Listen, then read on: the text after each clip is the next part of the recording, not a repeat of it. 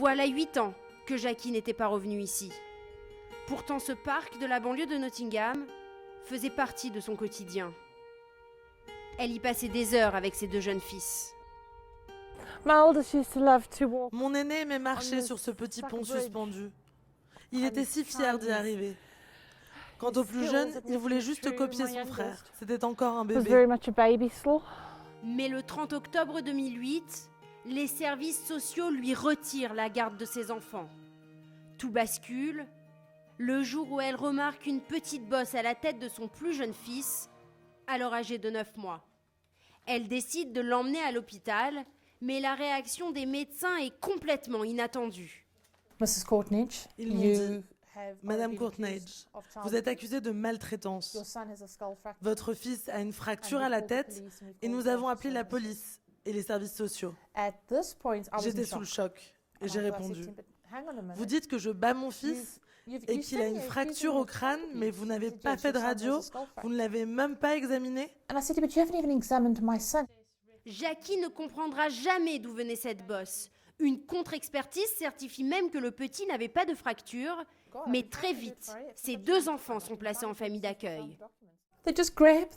Ils ont attrapé mes enfants et ils sont sortis de la pièce avec eux. Ils étaient terrifiés, ils me regardaient, apeurés et criaient « Maman, s'il te plaît, sauve-moi, sauve-moi ». Ils étaient hystériques. Une longue bataille juridique commence, mais Jackie et son mari perdent leur procès. Le verdict tombe en juillet 2011. Les enfants seront adoptés sans leur consentement. La dernière fois que je les ai vus, nous étions dans une toute petite pièce. On avait le droit à 1 heure avec eux et 4 personnes étaient autour de nous. Après 1 heure, ils ont pris les enfants et sont partis. Dans la chambre des enfants, tout est resté intact. Jackie n'est pas un cas isolé. Cette maman a un léger retard mental, mais autonome et très entourée. Alors qu'elle était enceinte de la petite Meghan, les services sociaux la jugent inapte à s'occuper de l'enfant et annoncent qu'il lui sera retiré dès la naissance. Les grands-parents prennent la décision de s'enfuir en Espagne, où la petite fille naîtra.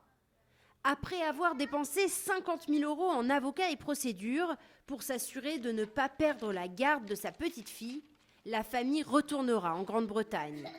Chaque année, près de 2400 enfants sont retirés à leurs parents, puis adoptés contre leur volonté. Les démarches d'adoption sont d'ailleurs bien plus simples qu'en France. Des sites internet proposent même de choisir son enfant, photos, âge, mais aussi jouets préférés et conditions médicales. Tout est consultable en ligne. Pour les syndicats, c'est une question d'économie budgétaire.